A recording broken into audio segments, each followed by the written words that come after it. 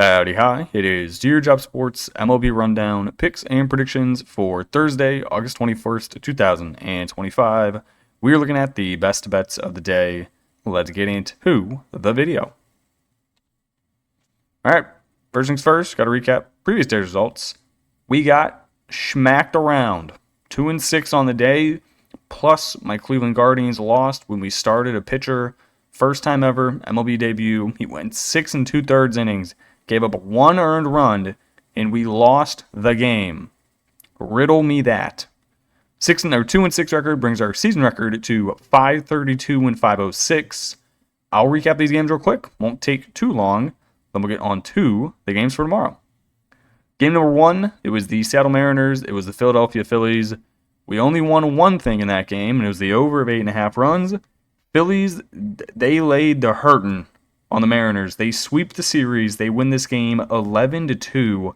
They had 20 hits in the game. 2-0.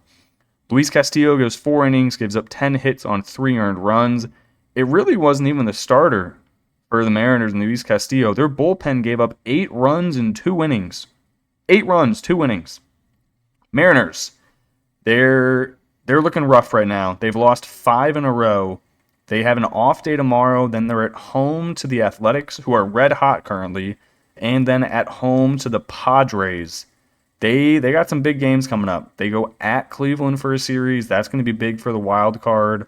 And the rest of their schedule is pretty easy, I'm not going to lie. They finished the year with the Dodgers, but besides that, they really don't have much competition coming in. No real playoff teams besides Houston and maybe the Royals for the wild card.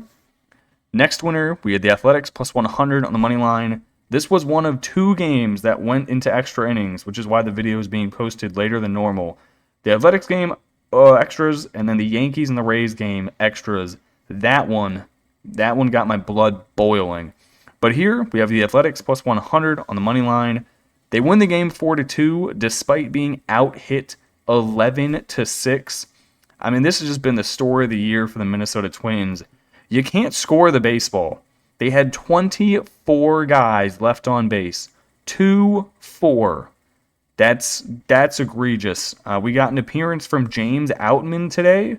Didn't really think I'd see him back in the majors, considering he has a .104 batting average. .104. That's really bad. Our losers, we had the Mariners. We already talked about them. Luis Castillo got shelled. Their bullpen got shelled. The bats just aren't there. I think I saw Eugenio Suarez hit a home run. But, I mean, it doesn't do much when you give up 11 runs. This is the game. Tampa Bay, plus 115 on the money line. No. Under 8.5 runs. Also no. Listen, if you're going to score 2 runs in the bottom of the 9th to send the game into extra innings and kill my under, the least you could do is win the game. Just get it across the line for me. They don't do that. They give up 3 runs in the top of the 10th. You're immediately thinking, okay, the game's over. Wrong. Tampa Bay, they've already scored 1 run. It is 6-4. It is second and third, nobody out, 6-4. They finish the game, strikeout, strikeout, strikeout. They lose by 2. I don't win my money line. I lose my under. Existence is pain. And on top of that, the Guardians fall farther and farther away from the New York Yankees in the wild card. To be honest, the teams we're chasing now in the wild card, Houston Astros and the Seattle Mariners. The Yankees have cleared. I'm going to pull up the wild card standings in the AL real quick. This is getting concerning. Yeah, here we go. Okay, I lied about the Astros part. The Red Sox, they are half a game up on the final wild card spot. The Mariners now hold the final wild card spot. Royals 2 games back. Cleveland 3 games back. Then there's a 2.5 game difference back to the Rangers, who are 3 games under 500.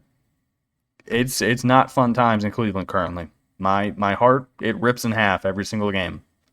All right, final loss, Cardinals plus 110 over 8.5. I have to stop betting this Cardinals team. Every single game, I look at their lineup and I'm like, dude, they should be better than they are. They have a good lineup. Why are they so ass? And then they strike out 13 times in one game. And I'm like, oh yeah, that is why they're very bad. They lose the game 6-2 against the Marlins.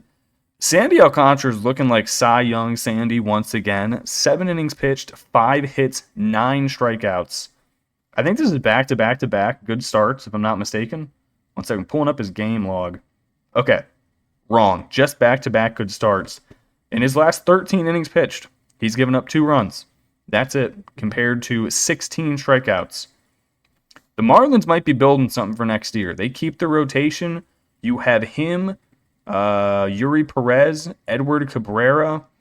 I think Cal Quantrill is still on the team, who's a Cleveland guy. I like Cal. And they got bats in the lineup, so watch out for the Marlins next year. Watch out. All right, that's how we go 2-6. I don't like baseball. Let's continue. Game number 1. Give me the Brew Crew plus 120 and give me the over of 7 runs. Is this actually 7 runs or did I mistype that? Hold on. I'm double checking.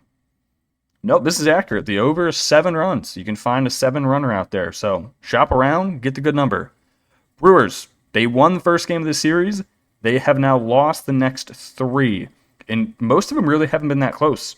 They lost 6-4. They lost 4-1. They lost 4-3 today. I might have lied about the close part. They do have a pretty good pitching matchup here. I like Quinn Priester. I'm a Quinn guy. 11-2, 3.48 ERA. Yeah, he doesn't have that much experience. Yes, he has pitched the most amount of innings he's pitched ever. But I don't care. I think he's good. Shota Imanaga, 8-5, 3.06 ERA. He's coming off of a really good start against Pittsburgh, going 7 innings, giving up 1 earned. But every once in a while this year, he'll throw in a start where he just gets absolutely shelled. And he's already seen this Milwaukee team. He went 5 innings, giving up 5 hits, 3 earned, and 2 home runs.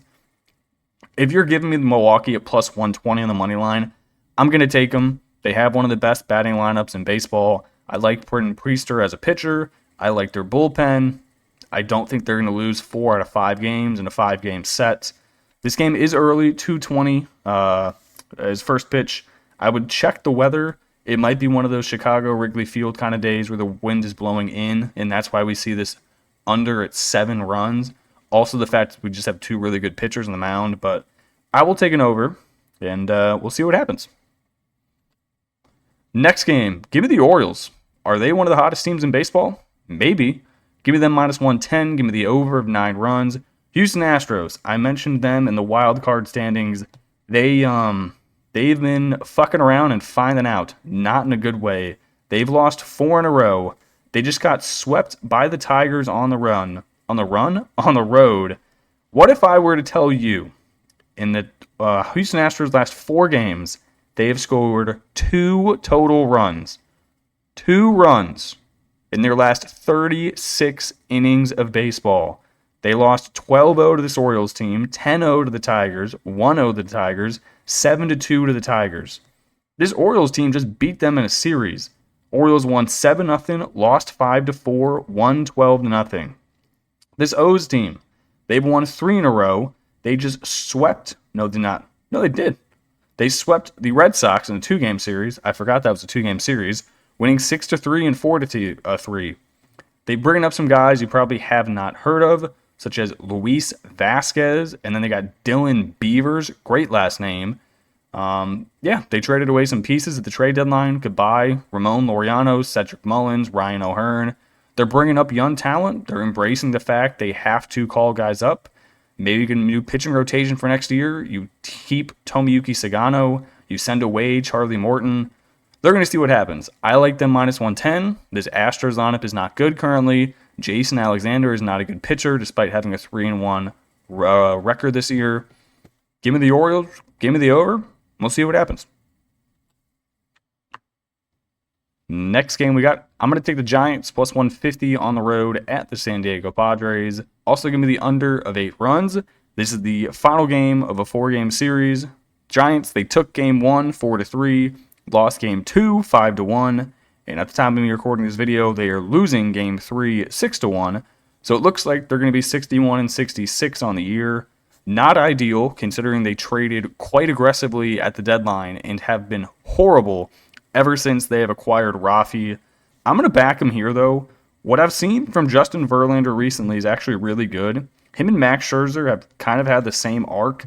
They were bad when they first came back, but they've actually pitched really good recently. Verlander's coming off of a 7-inning, 2-hit, 0-earned start at home against the Rays. Previous start before that, he got shelled by Washington. But prior to that, he made 3 really good starts in a row. Gave up 0 to Pittsburgh, 1 to Pittsburgh, and then 0 to Atlanta. So 4 out of his last 5 starts, he is giving up 1 or fewer runs. The only one he got rocked at was Washington. On the other side of things, you have Dylan Cease, who's been really, really inconsistent this year.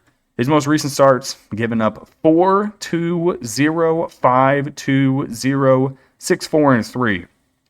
Also, he's not going long into games. He went 3 innings, 6 innings, 5 innings, 4 innings, 5 innings. So you're going to get about 4 or 5 innings from this Padres bullpen. Obviously, they kind of loaded up their bullpen at the break, but you're not going to want to throw him here. This is already the 4th game of a series in a low-leverage spot. You're going to throw arms. You're not really that concerned of throwing out there, and if they give up a run, they give up a run. It's whatever. Give me the Giants. I think plus 150 is good value, trying not to lose a series. I like Verlander more than I do Cease, and the Giants lineup isn't bad. They just haven't been able to put it together. I mean, if you look at an individual name basis, these lineups are comparable.